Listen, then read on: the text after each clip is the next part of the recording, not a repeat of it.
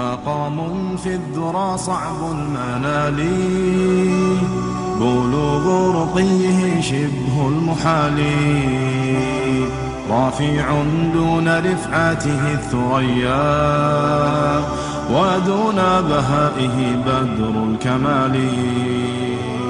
مقام في الذرى صعب المنال، بلوغ رقيه شبه المحال، رفيع دون رفعته الثريا، ودون بهائه بدر الكمال. له آل النبي الغر نالوا، فآل المصطفى أكرم بآله، ميامين عمالقة عظام، بدين محمد بالغ المعالي.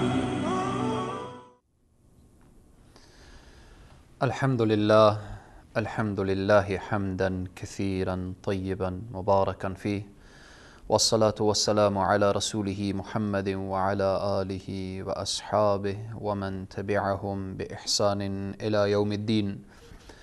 قال الله تبارك وتعالى في القرآن العظيم: فأعوذ بالله من الشيطان الرجيم، لقد كان لكم في رسول الله أسوة حسنة.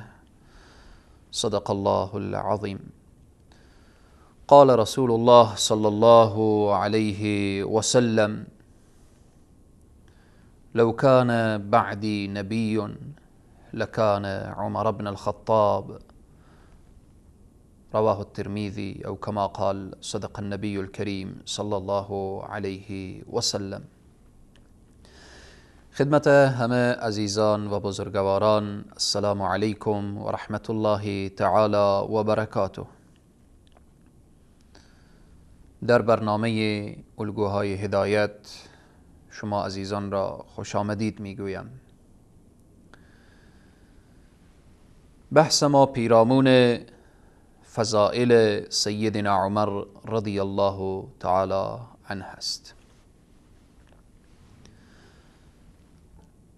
این جلسه چهارم که پیرامون فضائل فاروق اعظم هست، پیرامون عمر بن الخطاب رضی الله تعالی عنه. فضائل سیدنا عمر زیاد هست. اگر بخواهیم که به طوری که فضائل سیدنا عمر بیان شده در احادیث پیامبر اکرم صلی الله علیه و سلم، ما نمیتوانیم وصف سیدنا عمر را بنماییم، چون وصف سیدنا عمر را، فضائل سیدنا عمر را رسول نازنین صلی الله علیه و سلم بیان نمودند. فضائل سیدنا عمر زیاد هست. به طور خلاصه و فشرده موضوعاتی که در این جلسات، یعنی در این 4 جلسه بیان شده: اولا ایمان سیدنا عمر رضی الله تعالی عنه که رسول معظم اسلام او را به ایمان کامل بیان کردند و فرمودن الان یا عمر. و همچنین پیرامون علم و دانش سیدنا عمر بیان شد که فضائل و جایگاه سیدنا عمر را نشان میدهد، که همان حدیثی که رسول الله صلی الله علیه و سلم شیر را نوشیدن و متباقی یک شیر را سیدنا عمر رضی الله عنه دادن.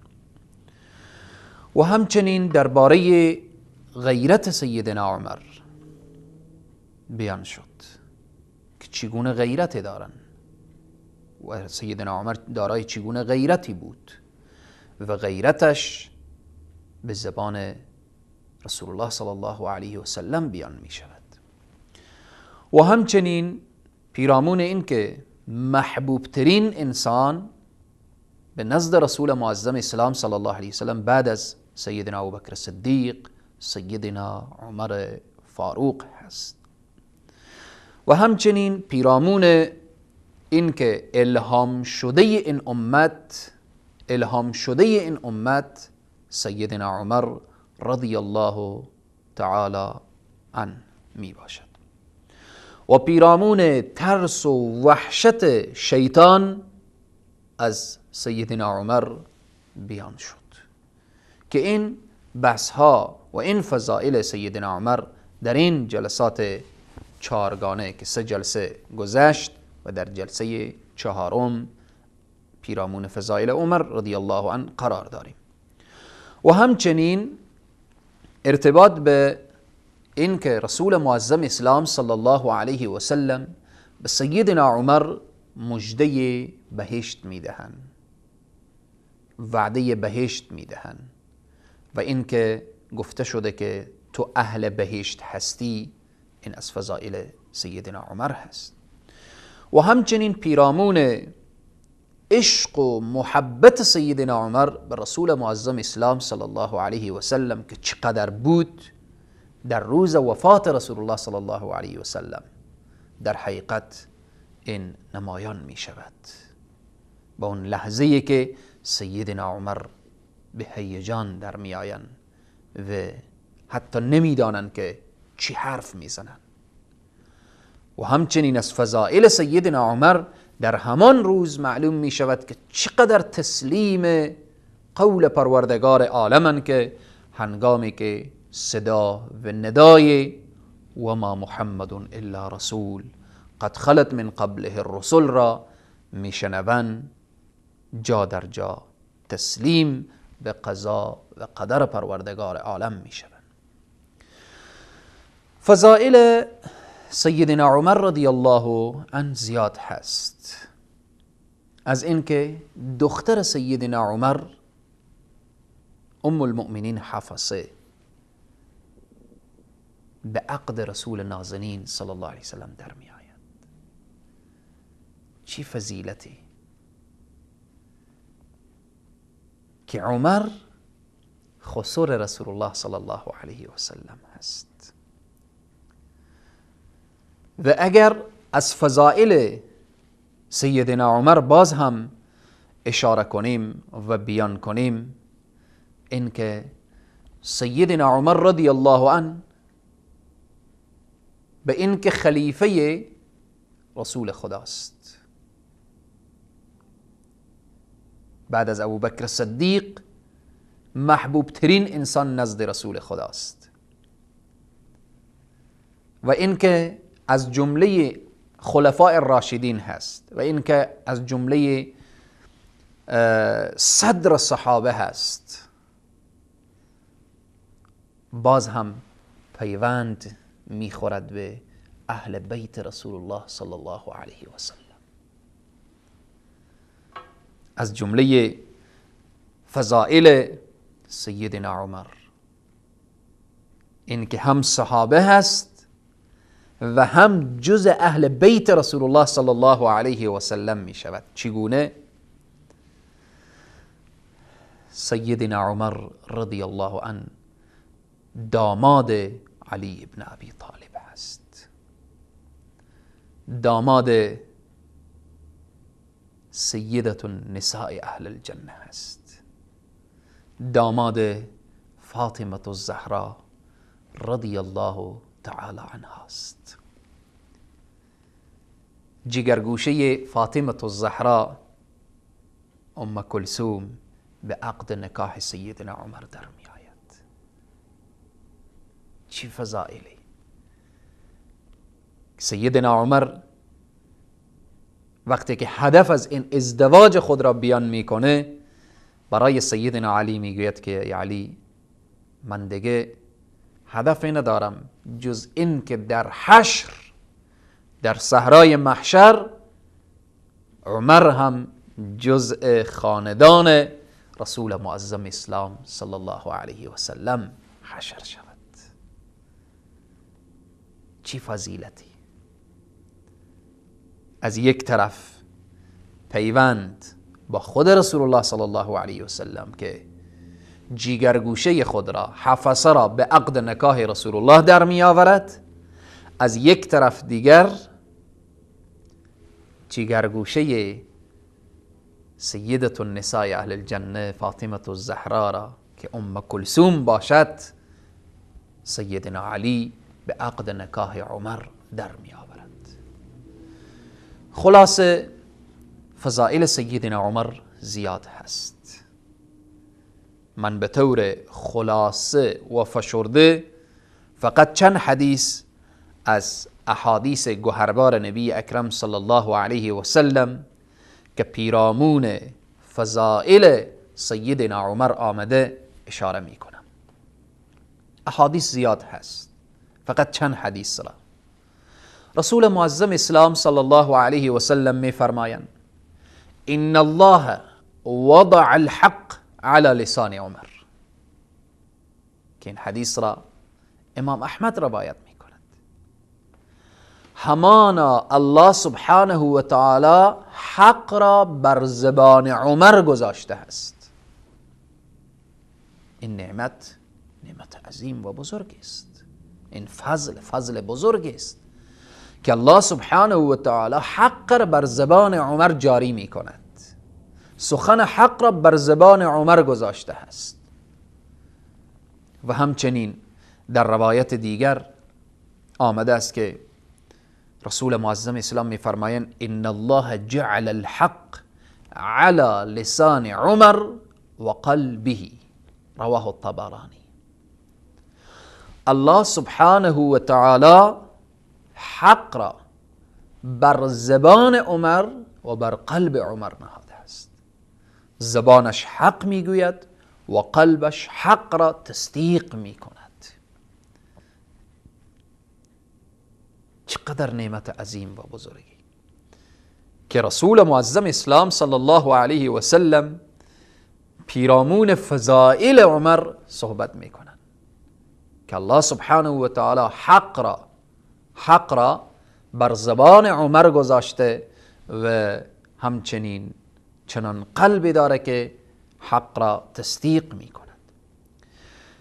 در حدیث دیگر رسول معظم اسلام صلی الله علیه و سلم می فرمایند اینی لانظر الی شیاطین، من نظاره می کنم، من نگاه می کنم که شیاطین چه کار می کنند. آن هم شیاطین الجن والانس. رسول الله می فرمایند من می بینم شیاطین جن و انس را قد فروا من عمر. الله اکبر. که این حدیث ترمذی روایت می کنه. رسول الله می فرمایند که من مشاهده می کنم و من می بینم که شیاطین جنی و انسی از عمر فرار می کند. غیرت عمر، شجاعت عمر، سبحان الله. او زهد و تقوای عمر هست که شیاطین جنی و انسی در مقابلش استادگی کرده نمیتوانند. و همچنین حدیث دیگر از رسول معظم اسلام صلی الله علیه و سلم که می فرمایند لو کان بعدی نبی، اگر بعد از من نبی می آمد، بعد از من پیامبری می آمد، لکان عمر بن الخطاب، قطعا او عمر بن الخطاب بود. که این حدیث را هم ترمذی روایت می کنه. سبحان الله، چی مقامی، چی شایستگی. اگر بعد از رسول معظم اسلام صلی الله علیه و سلم پیامبری می آمد، رسول الله می فرمایند که قطعا او عمر می بود.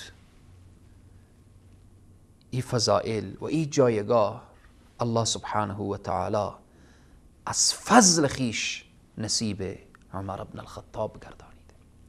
و احادیث دیگری هم که در این موضوع هست که فقط به طور خلاصه و فشرده اشاره می کنیم، انشاءالله بعد از یک میان برنامه انشاءالله بیان خواهد شد. با ما باشید. موفق لقد رضي الله عن المؤمنين إذ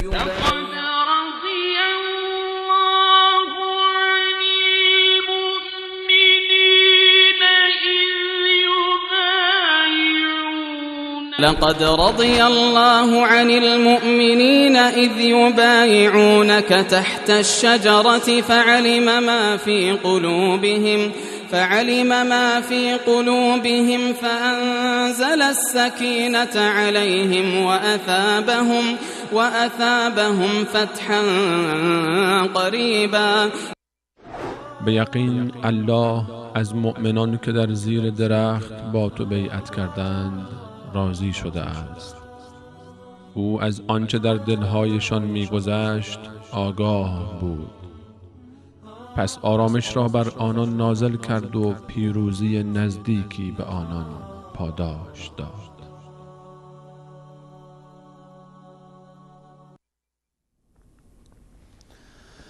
خدمت عزیزان، السلام علیکم و رحمت الله تعالی و برکاته. قبل از میان برنامه پیرامون فضائل سیدنا عمر رضی الله عنه از دیدگاه احادیث گوهربار نبی اکرم صلی الله علیه و سلم مختصرا اشاره کردیم بعضی روایات را که از آن جمله حدیث ان الله وضع الحق على لسان عمر ان الله جعل الحق على لسان عمر و قلبه. حدیث دیگر که انی لانظر الى شیاطین الجن والانس قد فروا من عمر. و حدیثی که رسول معظم اسلام فرمودن لو کان بعدی نبی لکان عمر بن الخطاب. در این موضوع احادیث زیاد هست، به خاطر اینکه ما جایگاه و فضائل سیدنا عمر را بیشتر و بیشترتر بدانیم به چند حدیث دیگر هم اشاره می کنم و بحث فضائل را ختم می کنیم. در حدیث دیگر رسول معظم اسلام صلی الله علیه و سلم که این حدیث را بزار روایت کرده می فرمایند قال رسول الله صلی الله علیه و سلم عمر سراج اهل الجنه، چراغ اهل بهشت عمر هست. سبحان الله سبحان الله. یعنی چراغ چقدر نور می آفرینه، روشنایی به وجود میاره، زیبایی به وجود میاره. رسول الله می فرمایند عمر سراج اهل الجنه.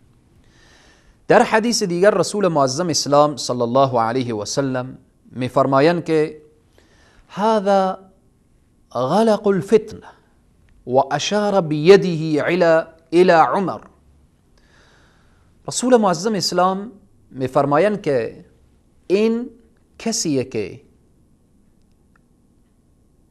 فتنه بسته هست بر روی این و حتی بر روی امت، اشاره میکنن که الى عمر لا يزال بينكم وبين الفتنه باب شديد غلق ما عاش هذا بين اظهركم.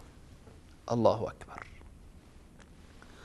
رسول معظم اسلام فرمودن که تا زمانی که این در بین شما باشد، اشاره میکنن الی عمر، تا زمانی که عمر در بین شما باشد دروازه فتنه بسته هست، دروازه فتنه باز نمی شود. به اینه که بعضی اقوال می آورد که آیا این دروازه باز می شود یا می شکند؟ گفته شده که می شکند. به اینه که سیدنا عمر را در محراب شهید می کنند و او دروازه می شکند و فتنه وارد امت اسلامی می شود. این فضیلت را ببینید که تا زمانی که این در بین شما باشه فتنه نمی آید. و چنین هم شد. تا زمانی که عمر بن الخطاب رضی الله عنه در قید حیات بودن و زنده بودن هیچ فتنه وارد امت اسلامی نشد، خصوصا در زمان خلافت سیدنا عمر. چون رسول معظم اسلام فرمودن که این کسی هست که این دروازه است که اگر این شکست فتنه وارد می شود و تا زمانی که این در بین شما باشه و عمر در بین شما باشه فتنه وارد نمی شود. در حدیث دیگر رسول معظم اسلام می فرمایند و چنین هم شد. وقتی که سیدنا عمر از دنیا رفتن، فتنه از این بزرگتر چی باشه که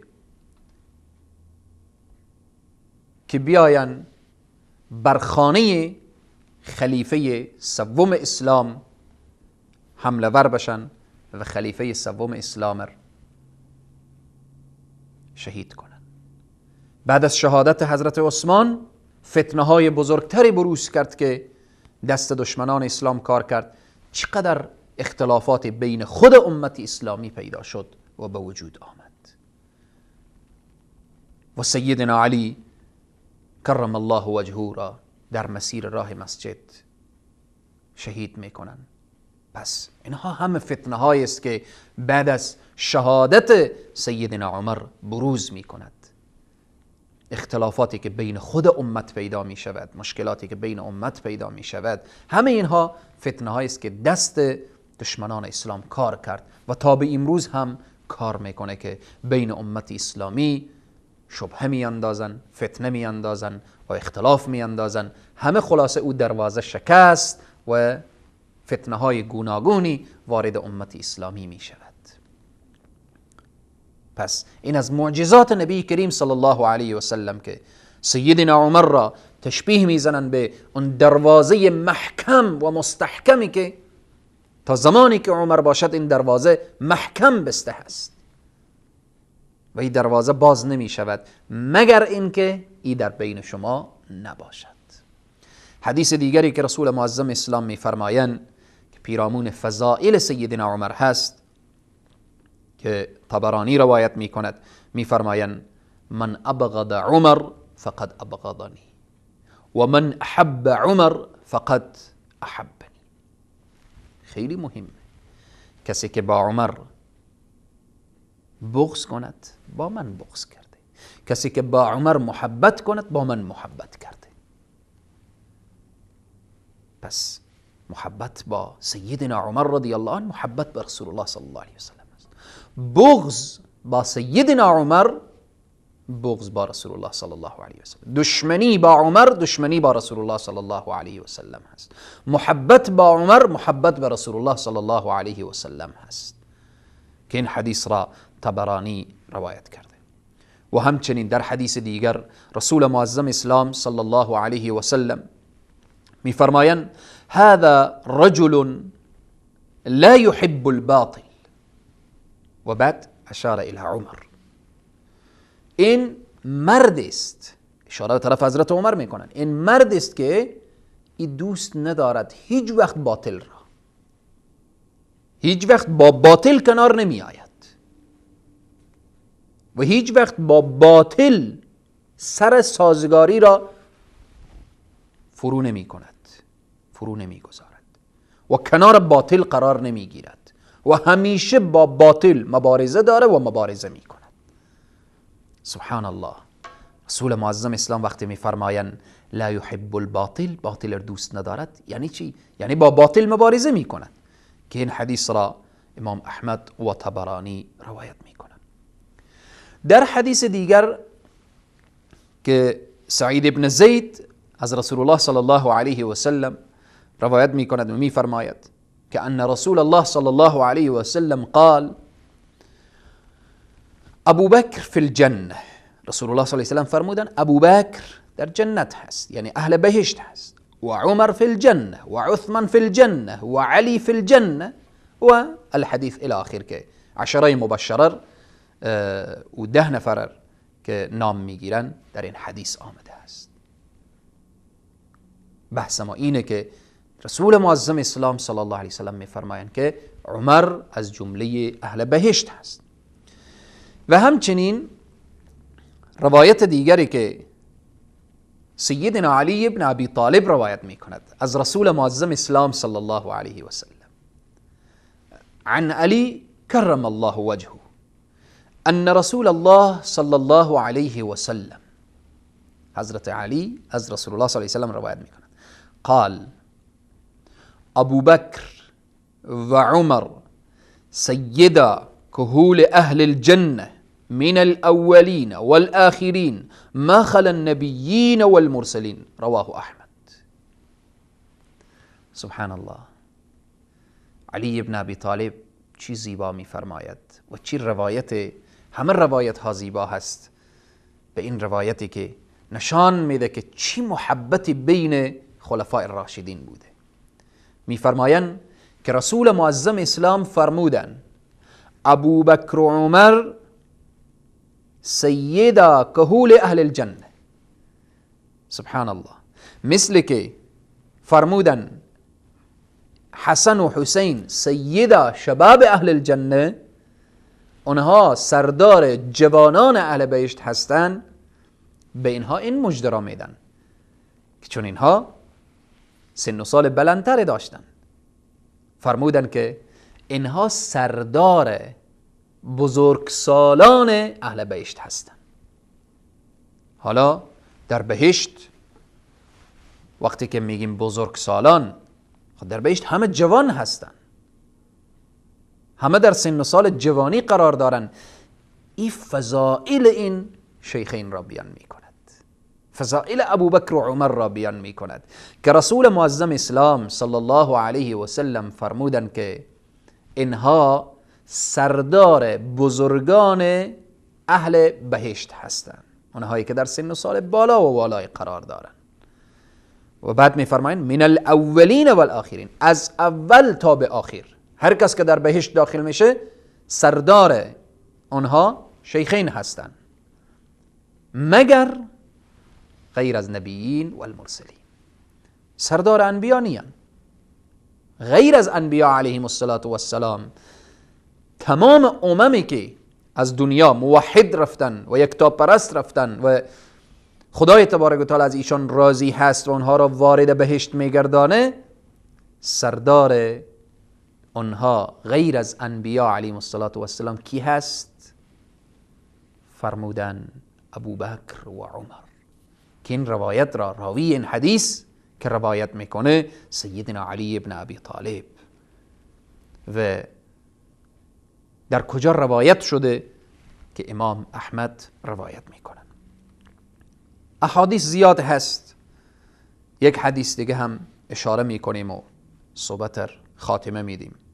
عن ابن عباس رضی الله عنه ان رسول الله صلی الله علیه و سلم قال ابو بکر و عمر من هذا الدين كمنزلة السمع والبصر من الرأس. الله اکبر. ابو بکر و عمر در دین چنان جایگاه و منزلت دارن مثل که سمع و بصر چگونه نقش داره در رأس، در سر انسان. سری که در از او چشم نباشه و گوش نباشه چی حالتی خواهد داشت؟ رسول معظم اسلام میفرمایند مثل که چشم و گوش در سر انسان نقش داره، نقش ابوبکر و عمر در دین چنین هست. این جایگاه و این عظمت و این فضائل سیدنا عمر رضی الله تعالی عنه می باشد. پس بناء سروران عزیز و بزرگوار، ما باید فضائل این بزرگان و دستاورد این بزرگان و راه و روش این بزرگان و همه اینها را باید ما بدانیم. این به طور خلاصه و فشرده فضائل سیدنا عمر رضی الله عنه بیان شد. ما نمیتوانیم فضائل شخصیتی که پیامبر به او عظمت و بزرگی فضائلش را بیان میکنه ما بیان کنیم، ولی این قطره و شمه‌ای بود که بر کام تشنگان و محبان سیدنا عمر چکانده شد. به همینه که میگویند که آب دریا را گر نتوان کشید چیکار باید کرد؟ هم به قدر تشنگی باید چشید. اگر نمیتوانیم کل آب دریا را برداریم، ولی به مو اندازه‌ای که تشنگی انسان کم بشه باید که از اون برداشت. الله سبحانه و تعالی ما را پیرو واقعی سیدنا عمر و سایر الصحابه رضوان الله علیهم اجمعین بگرداند. این به طور خلاصه فضائل سیدنا عمر بود. در برنامه بعدی ان شاء الله نقش سیدنا عمر رضی الله عنه در دوران خلافت سیدنا ابوبکر الصدیق را به توفیق الله سبحانه و تعالی بیان خواهیم نمود. موفق و پیروز و سرفراز و سربلند دنیا و آخرت باشید. و السلام علیکم و رحمت الله تعالی و برکاته.